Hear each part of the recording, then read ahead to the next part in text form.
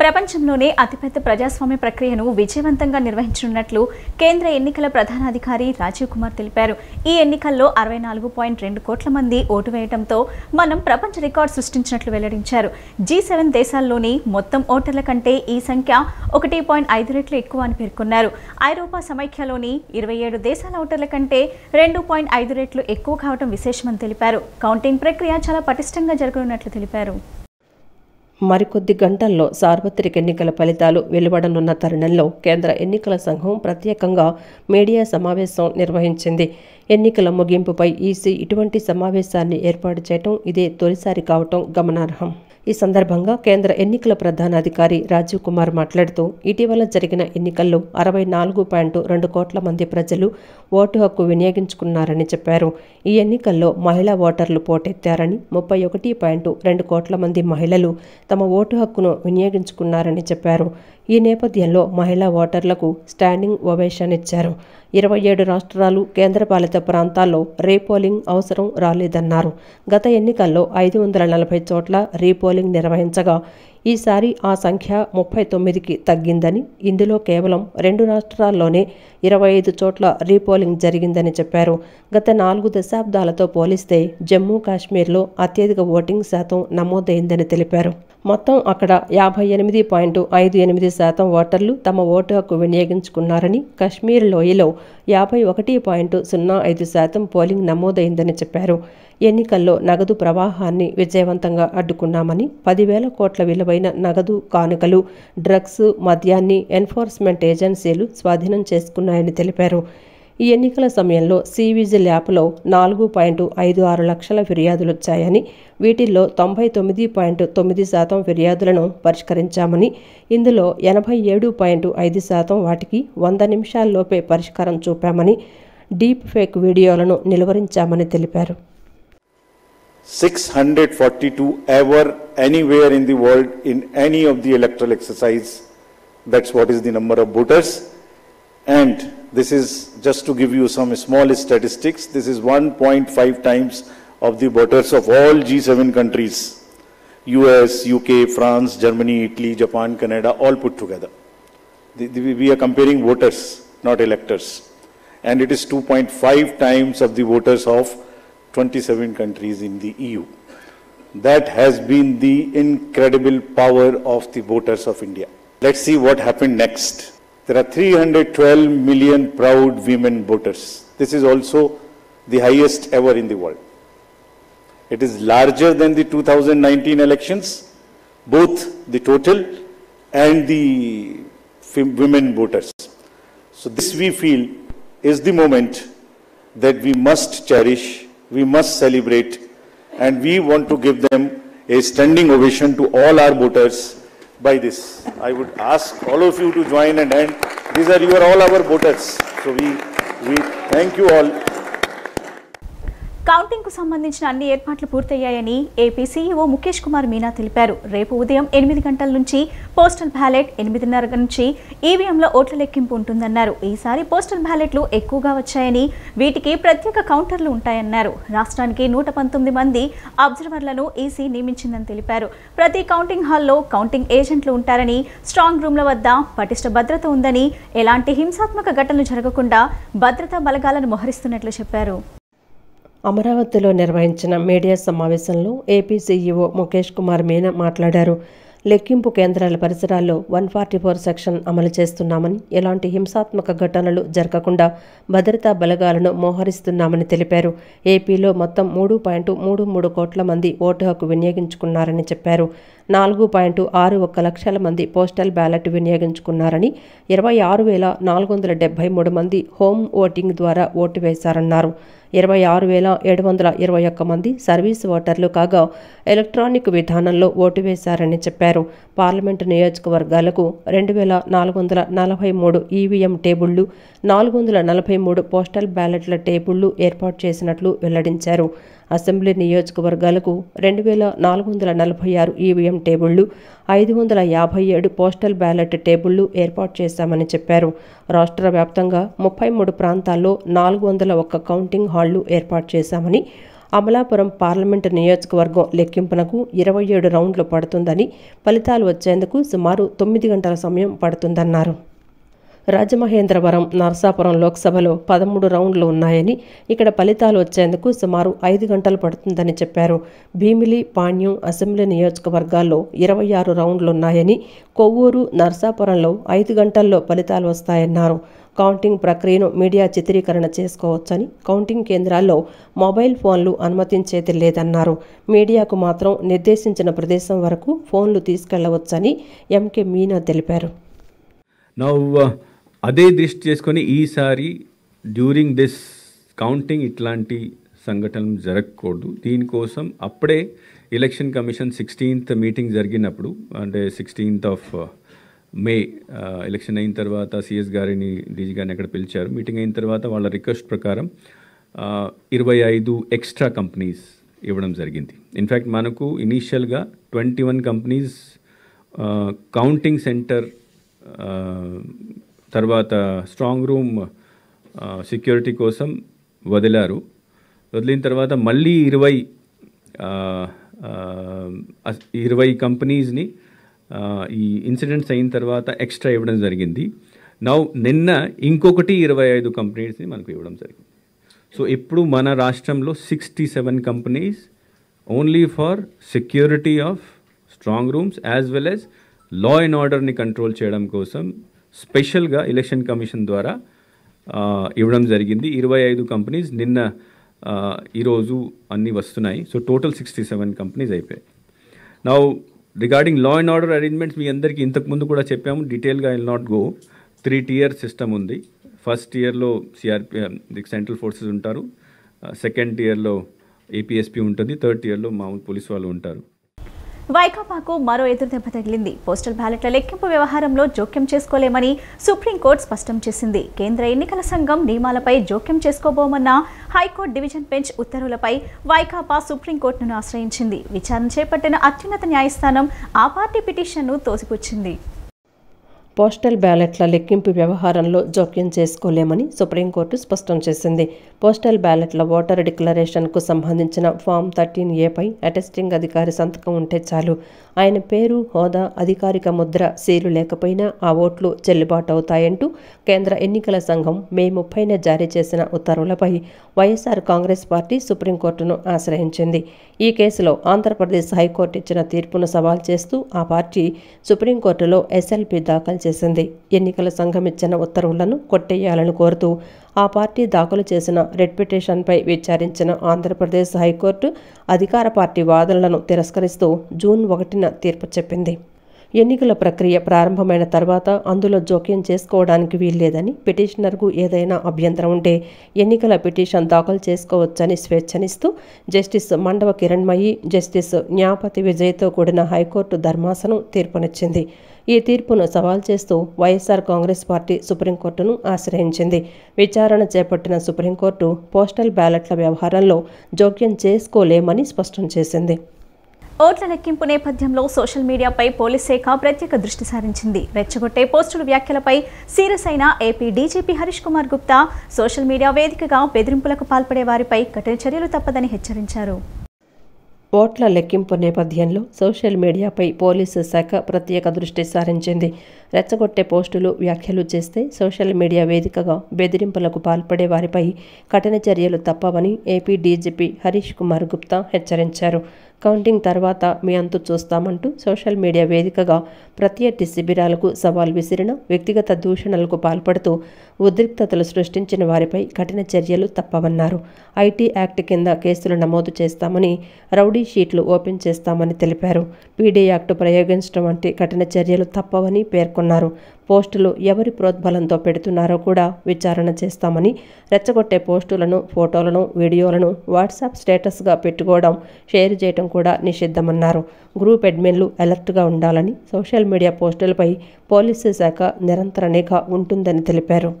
TDP అధినేత చంద్రబాబు రాకతో మంగళగిరిలో ఎన్టీఆర్ భవన్లో సందడి నెలకొంది. పోలింగ్ ముగిశాక తొలిసారి పార్టీ కార్యాలయానికి చేరుకున్న ఆయనకు నేతలు ఘనస్వాగతం పలికారు. ముందస్తు శుభాకాంక్షలు తెలిపారు. ఒక్కసారిగా సీఎం నినాదాలతో ఎన్టీఆర్ భవన్ మారుమ్రోగిపోయింది. సంబరాలు రేపు చేసుకుందామని, శక్తిని అప్పుడే ఖర్చు చేసుకోవద్దంటూ శ్రేణులతో చంద్రబాబు చమత్కరించారు. ఈ సందర్భంగా పార్టీ బ్యాక్ ఆఫీస్లో పనిచేసిన నేతలను చంద్రబాబు అభినందించారు. దేశమంతా ఒక నిబంధన, ఏపీలో మరో నిబంధన ఉందని వైఎస్ఆర్సీపీ రాష్ట్ర కార్యదర్శి సజ్జల రామకృష్ణారెడ్డి పేర్కొన్నారు. దేశంలో ఎక్కడా లేని విధంగా ఏపీలో మాత్రమే పోస్టల్ బ్యాలెట్కు సంతకం ఉంటే చాలని నిబంధనలు పెట్టారని అసంతృప్తి వ్యక్తం చేశారు. చంద్రబాబు వ్యవస్థలను మేనేజ్ చేస్తున్నారని, అందరినీ భయపెడుతున్నారని తెలిపారు. అధికార యంత్రాంగాల పట్ల పట్టు సాధించే ప్రయత్నాలు చేశారన్నారు. ప్రతిపక్షాలు కుట్రలకు పాల్పడొచ్చు, అందుకే కౌంటింగ్ సమయంలో అప్రమత్తంగా ఉండాలని వైఎస్ఆర్సీపీ శ్రేణులకు సూచించామన్నారు. కౌంటింగ్ పూర్తయి డిక్లరేషన్ పూర్తయ్యే వరకు ఎవరూ బయటికి రావద్దని చెప్పామన్నారు. వైఎస్ఆర్సీపీ పార్టీ కేంద్ర కార్యాలయంలో ఆ పార్టీ రాష్ట్ర కార్యదర్శి సజ్జల రామకృష్ణారెడ్డి మీడియాతో మాట్లాడారు.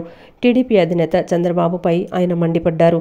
జాతీయ స్థాయిలో ఇచ్చిన ఎగ్జిట్ పోల్స్ అన్నీ తప్పేనని, చంద్రబాబుకు బీజేపీతో పొత్తు లేకుంటే అలాంటి ఫలితాలు ఇచ్చుండేవారే కాదన్నారు. కొన్ని గంటల్లో కౌంటింగ్ ప్రక్రియ ప్రారంభం కాబోతోందని, పార్టీ శ్రేణులంతా అప్రమత్తంగా ఉండాలని సూచించారు. ఒక్క ఓటు కూడా మిస్ కాకుండా చూడాలని పార్టీ నేతలకు చెప్పామని, 10:30 గంటలకు సంబరాలకు సిద్ధం కావాలని తమ కార్యకర్తలకు పిలుపునిస్తున్నామన్నారు. పోస్టల్ బ్యాలెట్పై సుప్రీంకోర్టు కొట్టేస్తే తప్పు కాకుండా పోతుందా అని ప్రశ్నించారు. ఎన్నికల కమిషన్ తమ నిర్ణయాలను తామే ఉల్లంఘించడం ఏంటని, దేశమంతా ఒక రూల్, ఏపీలో ఒక రూల్ ఏంటని మండిపడ్డారు. పోలింగ్ అయ్యాక పోస్టల్ బ్యాలెట్పై కొత్త నిబంధనలు తీసుకురావటం ఏంటని, ఏపీలో ఒక్కచోట మాత్రమే పోస్టల్ బ్యాలెట్పై ప్రత్యేక వెసులుబాటు ఇవ్వటం ఏంటన్నారు.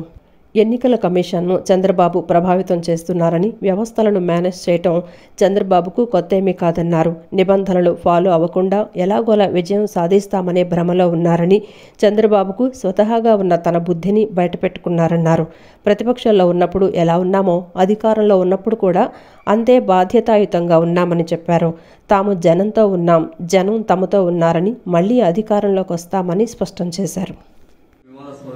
ప్రతిదీ ఇవే కాదు, చాలా చోట ఈసారి కనిపిస్తున్న ఖచ్చితంగా ఒకటే అంటే, చంద్రబాబు నాయుడు అనే వ్యక్తి ఎవరైతే సిస్టమ్స్ ను మ్యానిపులేట్ చేయడం, నేను మ్యానిపులేట్ చేయగలను, నా శక్తి ఇంత ఉంది అని చూపే రకంగా ఒక రౌడీ అయితే ఎలాగైతే రౌడీజం చేసి అందరినీ భయపెట్టి ఇచ్చేస్తాడు, సిస్టమ్ మీద నా కంట్రోల్ ఉందని చూపే ప్రయత్నం, ఎలక్షన్ కమిషన్ మీద నా కంట్రోల్ ఉందని చూపే ప్రయత్నం గత 2 నెలలుగా మీరు అందరు గమనిస్తున్నారు. కూటమిని పొత్తు పెట్టుకున్నప్పటి నుంచి, ఈసీ కోడ్ వచ్చినప్పటి నుంచి, అది అధికారుల బదిలీల్లో కావచ్చు, అడ్డగోలు నిర్ణయాలు అప్పటికప్పుడు తాత్కాలికంగా తీసుకుంటున్నవి కావచ్చు, ఏదైనా సరే అన్నిట్లో తన ప్రభావం ఉంది అని చూపుతున్నాడు. అది చూపించి అధికార యంత్రాంగం మీద పట్టు సాధించే ప్రయత్నం చేశాడు. అవన్నీ కూడా ఇక్కడికి వచ్చేసరికి పాచికలేమి పారవు. అది ఏదైనా ఉంటే సైకలాజికల్ గానో మానసికంగానో ఆయన నమ్ముకున్న వాళ్ళకు కొంత టెంపరీ ఆనందాన్ని ఇస్తుంది.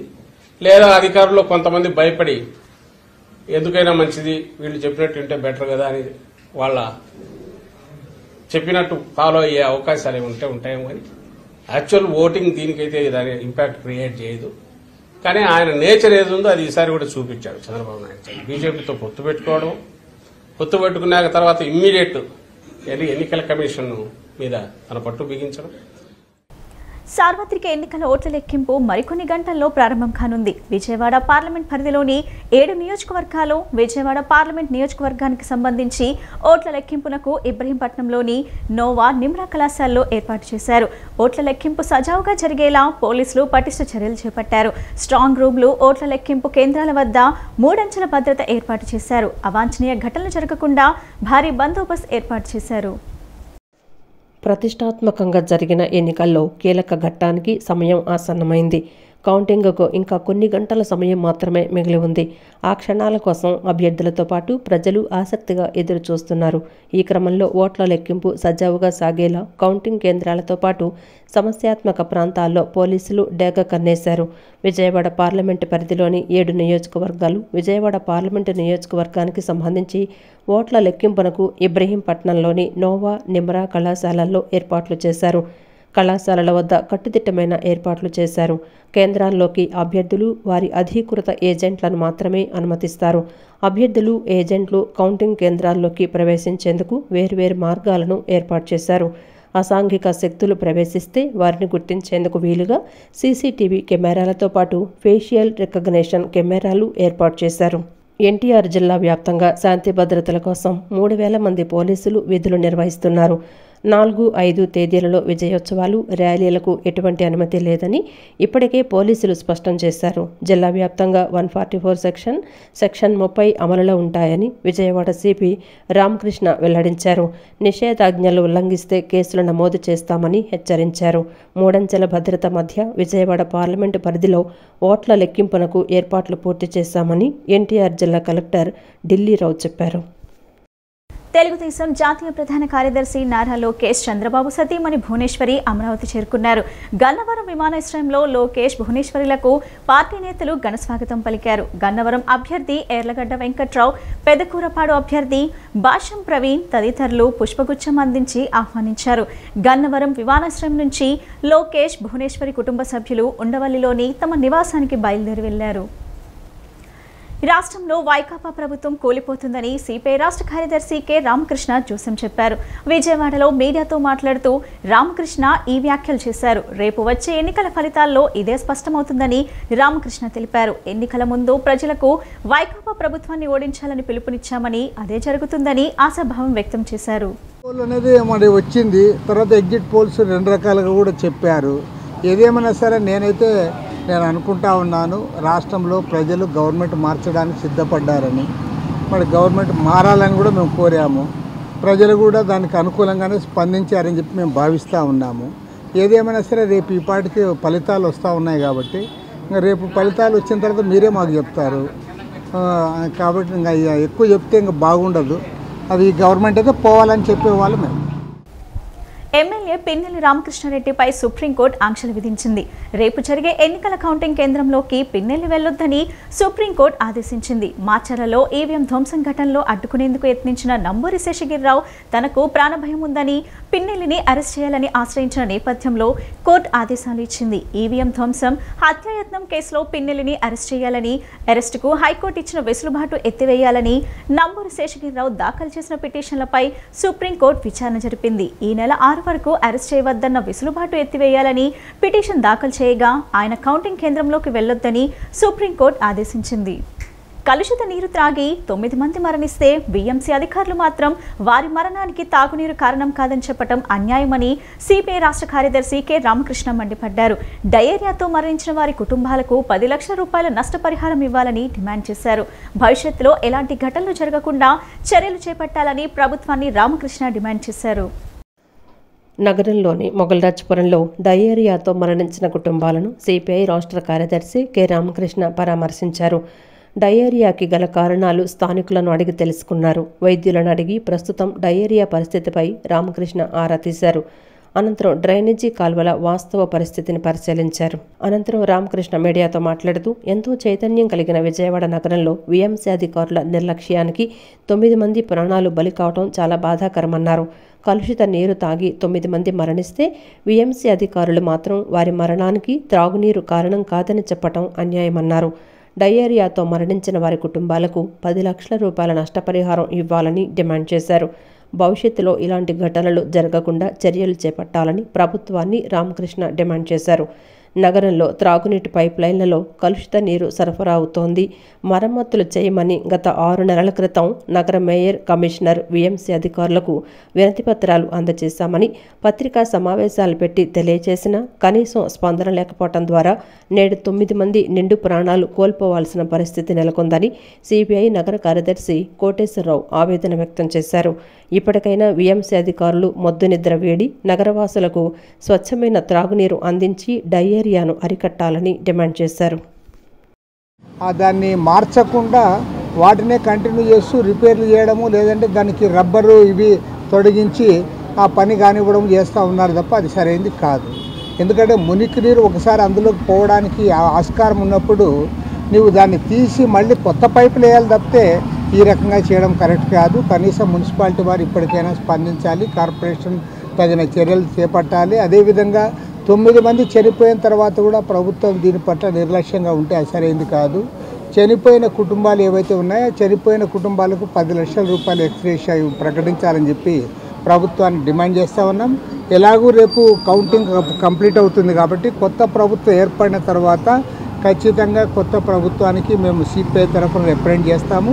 వారి కుటుంబాలను ఆదుకోవాల్సిన బాధ్యత ఉంది. అదేవిధంగా రాబోయే రోజుల్లో ఎవరికి కూడా ఇలాంటివి జరగకుండా, కలుషిత నీరు ప్రవహించకుండా వారికి మంచి రక్షిత మంచినీరు సరఫరా చేయడానికి, ఎందుకంటే ఇవాళ డబ్బున్న వాళ్ళేమో క్యాన్లలోనూ లేదంటే ఇతరత్ర తెచ్చుకుంటారు, వాళ్ళకేం ప్రాబ్లం లేదు.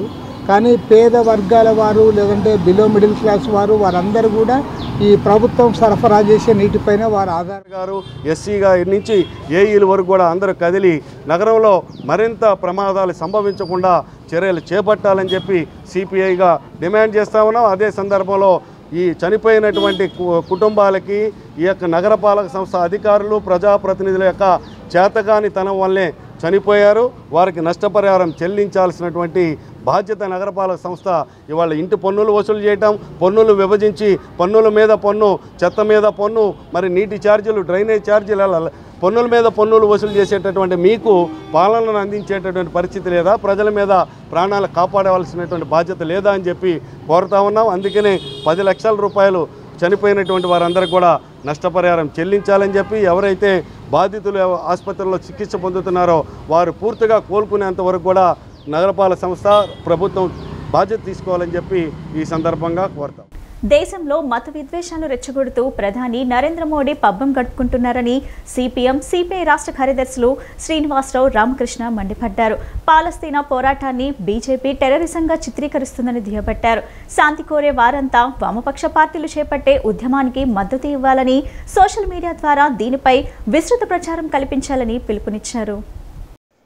పాలస్తీనాలోని రఫా నగరంపై ఇజ్రాయిల్ దాడులకు నిరసనగా విజయవాడలోని పాలోత్సవ భవనంలో సిపిఎం సిపిఐ రాష్ట్ర కార్యదర్శులు శ్రీనివాసరావు, రామకృష్ణ, ప్రజా సంఘాల నాయకులు సదస్సు నిర్వహించారు.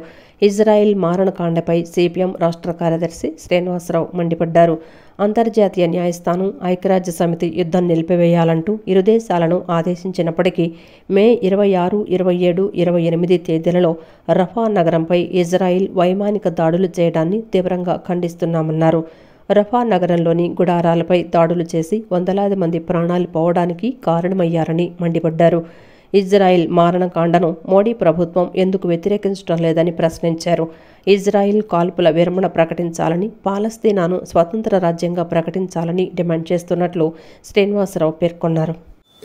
వాళ్ళు ఆల్ ఐసాన్ రఫా అనే దాన్ని ఫార్వర్డ్ చేసి పాలస్తీనా ప్రజలకు మద్దతు, బాలీవుడ్ హీరోయిన్స్, ముఖ్యంగా హీరోయిన్స్ ఎక్కువ మంది వస్తూ ఉన్నారు. వాళ్ళకు కూడా థ్రెట్స్ పోతున్నాయి. వాళ్ళని కూడా ట్రోలింగ్ చేసి భయపడేటట్టు చేస్తూ ఉన్నారు. అంతేకాదు బీజేపీ వాళ్ళ కుటుంబాల్లో కూడా వీళ్ళకి మద్దతు లభిస్తున్నది. బీజేపీ ఎంపీ ఒక అతను మనోజ్ తివారీ అని అంటే అతని కూతురు, ఆమె కూడా బీజేపీని, అతను కూతురు పెట్టింది దీన్ని ఫార్వర్డ్ చేసింది. ఆ ఎంపీకి థ్రెట్ పంపించారు, నీ కూతురు ఇలా చేస్తుంది, నువ్వు ఉపసంహరించుకోవాలని చెప్పి. ఈ మొత్తం బీజేపీ ఆర్ఎస్ఎస్ వాళ్ళ ప్రాపగాండా అంతా ఏంటంటే ఇది టెర్రరిజం మీద జరుగుతున్న యుద్ధం, గవర్నమెంట్ బలపరిస్తే మీరు టెర్రరిస్టులకు మద్దతు చేస్తారా అని వాళ్ళని థ్రెట్ చేసి భయపెడుతున్నటువంటి పరిస్థితి ఉన్నది. కాబట్టి ఒకవైపు బీజేపీ ఆర్ఎస్ఎస్లు పాలిస్తాన్కు వ్యతిరేకంగా ఇజ్రాయెల్ దుర్మార్గాన్ని బలపరుస్తూ పాలిస్తాన్ పోరాటాన్ని టెర్రరిజం కింద పోలుస్తూ. అనంతరం సిపిఐ రాష్ట్ర కార్యదర్శి రామకృష్ణ మాట్లాడుతూ యుద్ధం అంటే 2 దేశాల సైన్యం మధ్య జరగాలని, బలగం ఉందని ఏకపక్షంగా మరో దేశంపై దాడి చేయడం సబబు కాదన్నారు. భారత ప్రభుత్వం నుంచి ఇజ్రాయెల్కు సహకారం ఆపేయాలని డిమాండ్ చేశారు. మోడీ తీరు వల్ల అనేక దేశాల మధ్య సత్సంబంధాలు తగ్గిపోయాయని ఆరోపించారు. ఇజ్రాయిల్ మారణకాండతో ఎంతో మంది అమాయకులు ప్రాణాలు పోయాయని ఆవేదన వ్యక్తం చేశారు. ఈ దారుణాలపై ప్రపంచవ్యాప్తంగా స్పందన వస్తోందని, రాష్ట్రం, దేశవ్యాప్తంగా దీనిపై చర్చ జరగాలన్నారు. ఇజ్రాయిల్కు భారత్ నుంచి అందుతున్న సహకారం నిలిపివేసేలా మోడీ ప్రభుత్వంపై ఒత్తిడి తీసుకురావాలని పిలుపునిచ్చారు.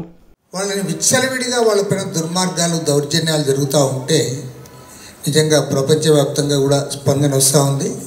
రేపు ఎట్లా ఎన్నికల ఫలితాలు కూడా రేపు అయిపోతాయి కాబట్టి కనీసం తర్వాతనైనా సరే ఇది అన్ని ప్రాంతాల్లో, మన రాష్ట్రంలో ఉన్న 26 జిల్లాల్లో మనం చేయాలి. దేశవ్యాప్తంగా కూడా దీన్ని టేకప్ చేసి మనం ముందుకు తీసుకోవాలి. ఏది ఏమైనా మనమందరం కూడా ప్రభుత్వాన్ని కూడా డిమాండ్ చేయాలి. ఎందుకంటే మోడీ ప్రభుత్వం ఓకే ఎగ్జిట్ పోల్స్ వస్తున్నాయి కాబట్టి మళ్ళీ అదే గవర్నమెంట్ వస్తుందని కూడా చెప్తున్నారు. ఓకే ఏదేమైనా సరే ఈ ప్రభుత్వం అనేది ఇజ్రాయెల్ పట్ల సానుకూలంగా ఉంది, ఖచ్చితంగా చెప్పగలను. గతంలో కాంగ్రెస్ పార్టీ అధికారంలో ఉన్నప్పుడున్న మన విదేశాంగ వైఖరికి ఇవాళ మోడీ ప్రభుత్వం అధికారంలోకి వచ్చిన తర్వాత జరుగుతున్న పరిణామాలకి ఖచ్చితంగా తేడా ఉంది.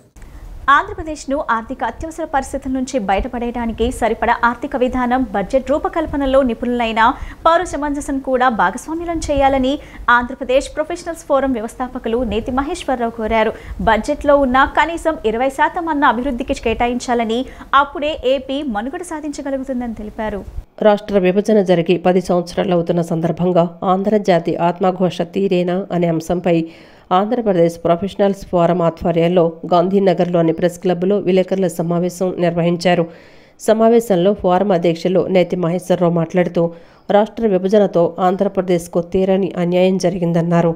ఆ రోజు ఉన్న హైదరాబాద్ పరిస్థితిలో ఆంధ్రప్రదేశ్ విడిపోవడానికి ఇష్టపడితే హైదరాబాద్ ఆదాయాన్ని 10 ఏళ్లు పంచుకుందాం, ఉమ్మడి రాజధానిగా ఉన్నన్నాళ్లు అని హరీష్ రావు గతంలో ఓ ఇంటర్వ్యూలో కూడా చెప్పడం జరిగిందన్నారు. ఆ రోజు హైదరాబాద్పై ఉన్న అభిమానాన్ని వదిలేసుకొని హైదరాబాద్లో సగం ఆదాయం కావాలని అడిగి ఉంటే 10 ఏళ్లలో సగం ఆదాయం వచ్చి ఉండేదని తెలిపారు. ఆంధ్రప్రదేశ్ను ఆర్థిక అత్యవసర పరిస్థితుల నుంచి బయటపడేయడానికి సరిపడా ఆర్థిక విధానం, బడ్జెట్ రూపకల్పనలో నిపుణులైన పౌర సమాజాన్ని కూడా భాగస్వామ్యాలను చేయాలని కోరారు. బడ్జెట్లో విధిగా కనీసం 20% అన్న అభివృద్ధికి కేటాయించాలని, అప్పుడే ఏపీ మనుగడ సాధించగలుగుతుందని తెలిపారు. ఏపీ విభజన హామీలు అమలుకు ఉన్నత స్థాయి కమిటీని ఏర్పాటు చేసి కేంద్రంపై ఒత్తిడి తీసుకురావాలని కోరారు. ఆ రోజు హైదరాబాద్ ఆదాయం సగం కావాలని మనం అడుగుంటే, ఎందుకంటే మేము రాజధాని కట్టుకోవడానికి కావాలని అడుగుంటే 10 సంవత్సరాలు మనకు సగం ఆదాయం వచ్చే పరిస్థితి ఉండేది. అంటే ఒక యావరేజ్ 10,000 కోట్లున్నా ఇంకా ఎక్కువ ఉంటుంది. 10 ఏళ్లలో 1,00,000 కోట్ల ఆదాయం మనకి ఉమ్మడి రాష్ట్రం నుంచి లేదా హైదరాబాద్ నుంచి మనకు వచ్చే పరిస్థితి ఉండేది. అలాగే అప్పుడు బిల్లు కూడా మనకి టైం ఉండేది, అసెంబ్లీలో చర్చకొచ్చేది, పార్లమెంట్లో చర్చకొచ్చేది. ఆ రోజు బిల్లు హోదా 10 ఏళ్ళు పెట్టించుకునే పరిస్థితి ఉండేది. అలాగే ఆంధ్రప్రదేశ్ రెవెన్యూ లోటు ఉంది కాబట్టి డెవలప్మెంట్కి కోస్టల్ కారిడార్ కానీ అభివృద్ధి ప్రాజెక్టులు అన్నిటి కూడా మనం శాంక్షన్ చేసుకునే పరిస్థితి ఉండేది. అలాగే రాజధానికి మనం నిధులు అడిగే పరిస్థితి ఉండేది. వెనుకబడిన ప్రాంతాలకి ఇవన్నీ కూడా బిల్లులో పెట్టించుకున్న తర్వాతనే రైట్ రాయల్గా మనం ఆంధ్రప్రదేశ్ విభజన జరిగేది. ఆ విభజన ద్వారా మనం ఆత్మగౌరవంతో వచ్చే పరిస్థితి ఉండేది. ఆ రోజు కంటిన్యూగా సమైక్యాంధ్ర అంటూ ఆ రోజు తీసుకున్న నిర్ణయం చెప్పాలంటే ఆ రోజు ఎమోషనల్, ప్రజలు భావోద్వేగంతో ఉన్నారు. ఆ భావోద్వేగాల్ని మెచ్యూరిటీ ఉన్న నాయకులుగా, ఒక నాయకత్వంగా మీరు సర్ది చెప్పి జాతికి ప్రయోజనం కోసం మాట్లాడాల్సిన ఆ పరిస్థితుల్లో కూడా ఏం చేస్తే గెలుస్తాం లేదా ఈ అంశాలు. ఈ బులెటిన్ ఇంతటితో సమాప్తం. తిరిగి మరో బులెటిన్ కలుద్దాం. నమస్కారం.